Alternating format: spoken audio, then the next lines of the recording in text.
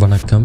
இன்றைய வீடியோவில் சித்தர்களின் முதன்மை சித்தர், தமிழின துறக்கத்தில் உருவான மற்றும் சிவனிடம் நேரடியாக பாடம் கற்று கைதேர்ந்த குருமுனி அப்படின்னு கூட சொல்லலாம். சித்த நிலையை அடைந்த அகத்தியர் பற்றி தான் பார்க்க போகிறோம். இவருடைய குருன்னு பார்த்திங்கன்னா சிவன் தான். முதல்ல யார் இந்த அகத்தியர் அப்படின்னு பார்த்துடலாம். அகத்தியர் அப்படின்றவர் ஒருவர் கிடையாது, பல பேர் இருக்கிறாங்க. 4 யுகங்களிலும் பல மனித பிறவிகளை எடுத்து நான் யார் என்று உணர்ந்தவர் தான் அகத்தியர் அப்படின்றவர். ஒவ்வொரு யுகங்களிலும் பிறந்து நான் யார் என்று அறியாமல் பயணத்தை மேற்கொண்டு அதன் மூலமாக முதல்ல சிவனோட வழிகாட்டுதலின் மூலமாக தமிழ் மொழியை தெரிஞ்சுக்கிட்டு அதை வளர்க்குறதுக்காக பாடுபட்டவர் தான் அகத்தியர் அப்படின்றவர். பல யுகங்களில் மருத்துவ குறிப்புகள் அனைத்து கலைகள்லையும் சிறப்பாக சிறந்து சித்த நிலையை பெற்றவர் தான் இந்த அகத்தியர் அப்படின்றவர். இந்த சமுதாயத்தில் 4 யுகங்கள் இருக்குது. அது என்ன அப்படின்னு பார்த்தா கிருதாயுகம், அதாவது சத்தியயுகம், திரேதாயுகம், துவாபாரத யுகம் மற்றும் கலியுகம் அப்படின்னு 4 இருக்குது. நாம் இப்போ கலியுகத்தில் இருக்கிறோம். சரி, இந்த அகத்தியர் ஒவ்வொரு யுகத்திலும் மனிதனாக பல பிறவிகளை எடுத்து நான் யாருன்னு தெரியாமல் இறந்து மீண்டும் பிறந்தான்னு இறுதியில் நான் யார் என்று யோகம் தவம் கர்மம் செய்து தமிழ் மொழியை வளர்த்து சித்தன் யார், எப்படி இருக்கணும், சித்தன்னா யார், எப்படி இருக்கணும், அது போக எப்படி சித்தர் ஆகுவது, பிறவி பயன் என்ன அப்படின்னு அனைத்தையும் சக மனிதர்களுக்கு தெரியப்படுத்திய முதல் மனிதன் தான் அகத்தியர் அப்படின்றவர். இந்த அகத்தியர் பற்றி சொல்லணும் அப்படின்னா, இந்த அகத்தியர் பற்றி பல புராணங்கள் இருக்குது. எனக்கு கிடைத்த தகவல் படி ஒவ்வொன்றையும் சொல்கிறேன். சரியாகவும் இருக்கலாம், தவறாகவும் இருக்கலாம். எதுவாக இருந்தாலும் கமெண்டில் சொல்லுங்கள், நானும் தெரிஞ்சுக்கிறேன். சரி, இவரை பற்றிய கூற்றுகள் என்னென்ன அப்படின்னு பார்த்தா, சரி இப்போ முதல்ல இருக்க கூற்று அப்படின்னு பார்த்தோம்னா, அகத்தியர் என்பவர் பார்த்திங்கன்னா உலகம் உருவான காலத்தில் முதல்ல உருவான வெளிர் சமுதாயத்தில் பிறந்தவர் தான் இந்த அகத்தியர் அப்படின்றவர். வெளிர் அப்படின்றவங்க உலகம் உருவாகிய காலத்தில் முதல்ல உருவான தமிழ் சமுதாயம் வெளிர் அப்படின்றவங்க. இவங்க கொடை வள்ளல்களாக வாழ்ந்துட்டு இருந்திருக்கிறாங்க. புரிகிற மாதிரி சொன்னால், தானங்கள் செய்து அனைத்து உயிர்களும் நல்வாழ்வில் வாழணும் அப்படின்னு மனப்பாங்கு கொண்டவங்களாக இருந்தவங்க தான் இந்த வெளிர் சமுதாயத்தினர் அப்படின்னு கூட சொல்லலாம். இந்த குடியில் பிறந்தவர் தான் அகத்தியர்.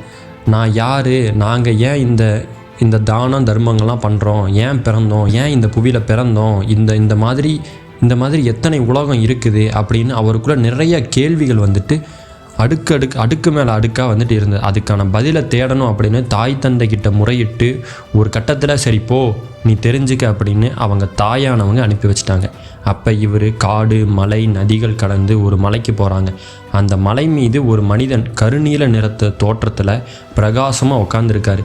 அவரை சுற்றி பார்த்திங்கன்னா 7 வயதான தோற்றத்தில் கண்மூடி உக்காந்துருக்குறாங்க. அப்போ இவர் போயிட்டு அந்த பிரகாச ஒளி பொருந்திய மனிதர்கிட்ட என்ன பண்ணுறாங்க இவங்கெல்லாம், இங்கே என்ன நடக்குது அப்படின்னு சொல்லிட்டு கேட்டிருக்காரு. அது போக நிறைய கேள்விகள் இருக்குது எனக்குள்ள, அதையெல்லாம் நான் கண்டுபிடிக்கணும் அப்படின்னு சொல்லவும் அந்த பிரகாசம் பொருந்திய நீலநில மனிதர் நீ போய் தென் திசையில் உட்காரு அப்படின்னு சொல்லிட்டாங்க. இவரும் போய் தென் திசையில் அமர்ந்துட்டார். அதுக்கப்புறம் அந்த பிரகாச மனிதர்கள் அனைவரை பற்றியும் இந்த உலகத்தை பற்றியும் இந்த உலகம் எப்படி தோன்றுச்சு அப்படின்னு அனைத்தையும் அந்த 7 பேருக்கு வந்துட்டு சொல்லிக் கொடுக்குறாரு. அந்த பிரகாசம் பொருந்திய மனிதர் இந்த உலகம் எப்படி உருவாச்சு, நாமெல்லாம் எப்படி வாழணும், என்ன செய்யணும், என்ன செய்யக்கூடாது, ஏன் பிறந்தோம், உடலை எப்படி பாதுகாக்கிறது, இயற்கையோடு எப்படி ஒன்றி வாழ்கிறது அப்படின்னு எல்லாத்தையுமே சொல்லிக் கொடுக்குறாரு. அந்த 7 பேர் கற்று அனைத்து 5 திசைகளில் வந்துட்டு பிரிந்து போய் மற்றவங்களுக்கு போதிக்க ஆரம்பிச்சிட்டாங்க. அந்த 7 பேர் தான் சப்த ரிஷிகள் அப்படின்றவங்க. அவங்க பேர்கள்லாம் என்னென்ன அப்படின்னா கஷயபர், அத்ரி, பரத்வாஜர், விஸ்வாமித்திரர், கௌதமர், ஜமதக்கனி, வசிஷ்டர். இவங்களோட அகத்தியரும் அனைத்தையும் பயின்று 4 வேதங்களையும் கற்று அகத்தியம் என்னும் நூலை கூட உருவாக்கிறாரு. இது வந்துட்டு முதல் கூற்று. இரண்டாவது கூற்று அப்படின்னு பார்த்தா ரிக் வேதத்திலிருந்து சொல்லியிருக்காங்க. என்ன சொல்லியிருக்காங்க அப்படின்னா, சத்திய யுகத்தில் இந்திரலோகத்தில் ஊர்வசி இந்திரனிடம் சாபம் பெற்று பூமியில் பிறந்ததாகவும், அதே சமயத்தில் பூமியில் இருந்த அசுரனை வதம் செய்ய வந்த 2 கடவுள்கள் மித்ரன் மற்றும் வருணன். மித்ரன் என்பவர் பார்த்திங்கன்னா சூரிய கடவுள், வருணன் என்பவர் பார்த்திங்கன்னா நீர் கடவுள். இவங்க 2 பேரும் ஊர்வசி மீது காதல் வயப்பட்டு மித்ரன் என்பவர் தன்னுடைய வீரியம் விந்துவை குடத்தில் இட்டு பிறந்தவர் தான் அகத்தியர் அப்படின்னும், வருணன்றவர் நீரில் தன்னோட வீரியத்தை விந்துவை விட்டனால பிறந்தவர் தான் வசிஷ்டர் அப்படின்னு சொல்லியிருக்காங்க. இதில் அகத்தியர் குடத்தில் இருந்து பிறந்தனால அவருக்கு குடமுனி கும்பயோகி அப்படின்னு கூட பெயருக்கு பெற்று இருக்கிறாரு. இதுதான் வந்துட்டு இரண்டாவது கூற்று. சரி, இப்போ மூன்றாவது கூற்று என்னன்னு பார்த்தீங்கன்னா, தாரகாசுரன் மற்றும் பல அசுரர்கள் இந்த உலகத்தை நாசம் பண்ணிட்டு இருக்கிறத பார்த்த இந்திரன், வாயு, அக்னி ஆகிய 3 தேவர்களும் இவனை அழிக்கணும், அதுக்கு என்ன பண்ணலாம் அப்படின்னு சொல்லிட்டு யோசனை பண்ணிட்டு இருக்கப்ப இந்திரன் கொடுத்த யோசனையின்படி அக்னி, வாயு சேர்ந்து பூமியில் பிறந்தவர் தான் இந்த அகத்தியர் அப்படின்னு சொல்லியிருக்காங்க. சரி, இவர் எப்படி தென் திசைக்கு வந்தாருன்னு பார்த்தா, கைலையில் நடந்த சிவன் பார்வதியோட கல்யாணத்தை பார்க்க அனைத்து கோடான கோடி ரிஷிகளும் வந்துட்டு வடபுறமாக உள்ள கைலாய மலையில் வந்ததாகவும், அப்போ உலகம் சமநிலையை தவறியதனாலையும் உடனே சிவன் மீண்டும் அந்த உலகம் சமநிலை பெறுவதற்காக அகத்தியரை தென் திசைக்கு போங்க, அங்கே இருந்து என் கல்யாணத்தை பாருங்க அப்படின்னு சொன்னதாகவும் இன்னொரு கூற்று இருக்குது. இது போக ராமனுக்கு மிக சக்தி வாய்ந்த அஸ்திர போதனைகளை வழங்குவதற்காகவும் தென் திசைக்கு வந்தார்னு கூட ஒரு கூற்று இருக்குது. இது போக அகத்தியர் காசியில் யாகங்கள் நடைபெறப்ப சென்றதாகவும், அப்பொழுது அவரை மதிக்கலை அப்படின்னு சொல்லிட்டு சிவனிடம் போய் முறையிட்டனாலையும் சிவன் வந்து அங்கே இருக்க சிவலிங்க கோயிலில் இருக்க ஒரு கருவறைக்குள்ளே அகத்தியா, அங்கே ஒரு சுவடி மட்டும் பிரகாசிக்கும், அதை எடுத்துக்கொண்டு தென் திசைக்கு செல் என்று சொன்னதாகவும், அதன்படி அவர் தமிழகம் வந்தார் அப்படின்னு இன்னொரு கூற்றும் இருக்கும். இதில் அவர் எடுத்த அந்த பிரகாச சுவடியில் இருந்த எழுத்துக்கள் புரியலை என்று சொன்னபோது, அதுதான் தமிழி, கற்றுணர்ந்து பொதிகையில் இருந்து அந்த மொழியை வந்துட்டு பரப்பு அப்படின்னு சொல்லிட்டு சிவன் வந்துட்டு அந்த மொழியை அகத்தியருக்கு கொடுத்து, அகத்தியர் வந்துட்டு தமிழ் சித்தராக தென் திசைக்கு வந்தார் அப்படின்னு இன்னொரு கூற்றும் இருக்குது. சரி, இவர் எழுதிய நூட்கள் என்ன அப்படின்னு பார்த்தா, இவர் 147 புத்தகங்கள் வந்துட்டு நமக்கு தெரிஞ்ச வரை எழுதியிருக்கார். நமக்கு தெரியாமல் நிறைய புத்தகங்கள் வந்து எழுதியிருக்கார். இதில் ரிக்வேதத்தில் 26 சூத்திரங்கள், அதாவது ஃபார்முலாஸ் வந்துட்டு இவர் உருவாக்கியிருக்காரு. முதல்ல இவர் தமிழில் எழுதின நூல் அப்படின்னு பார்த்தீங்கன்னா அகத்தியம். அந்த நூல் தான் வந்துட்டு இவர் முதல்ல எழுதின நூல். அந்த நூலில் இவர் அனைத்து டீட்டெயில்ஸையும் வச்சு முதல்ல தமிழியை பயன்படுத்தி இவர் எழுதிய நூல் தான் அந்த அகத்தியம் அப்படின்றது. இது போக அகத்தியம் 12,000, அகத்திய 1500, அகத்திய ஜீவநாடி, அகத்திய கற்பசூத்திரம், மதிவெண்பா, அகத்திய யோகம் 6, அகத்தியர் யோகம் 16, அகத்தியர் அட்டமாசித்து, அகத்தியர் மூப்பு அப்படின்னு 147 நூட்களை வந்துட்டு நமக்கு தெரிஞ்சவரை எழுதியிருக்கார்.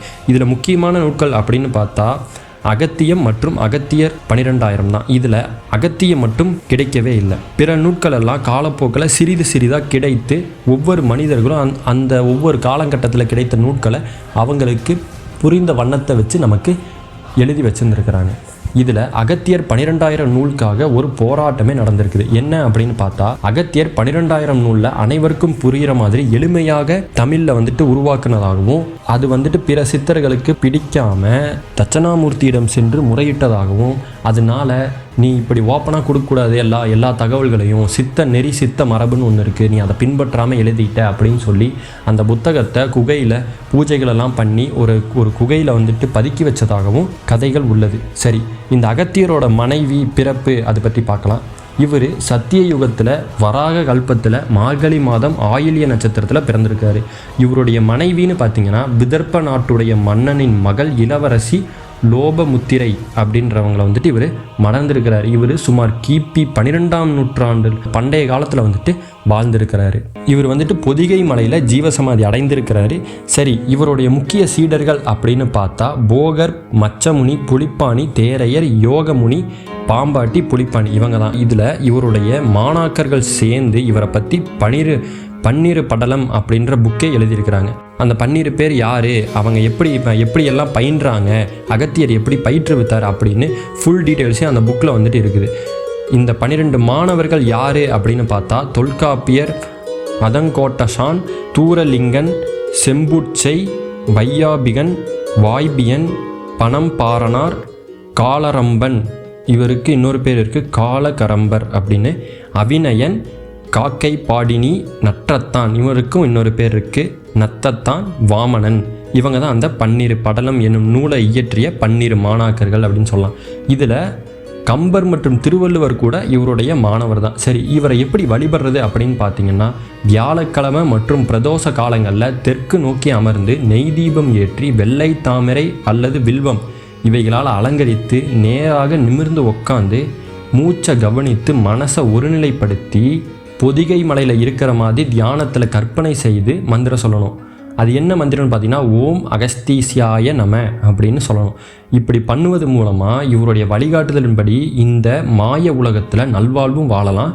இவர் காட்சி கொடுப்பாரு அப்படின்னு கேட்டிங்கன்னா கண்டிப்பாக கொடுப்பாரு, கொடுக்காமலாம் போக மாட்டார். அது எப்படி கொடுப்பாரு அப்படின்னா, நியமத்தின்படி சுத்தமான வாழ்க்கை, அகந்தை இல்லாத மனம், குரு பக்தியோட வணங்கினா காட்சி கொடுப்பாரு. புரிகிற மாதிரி சொன்னால் அகத்தியனை தேடினா வந்துட்டு கிடைக்க மாட்டார். அகத்தியராக மாறினா மட்டும்தான் வந்துட்டு அவர் தோன்றவே ஆரம்பிப்பார். சரி, இவ்வளோதாங்க அகத்தியர் பற்றிய விளக்கம். பண்ணுங்கள், கண்டிப்பாக உங்கள் கேள்விகளுக்கான அனைத்து பதில்களும் கிடைக்கும்.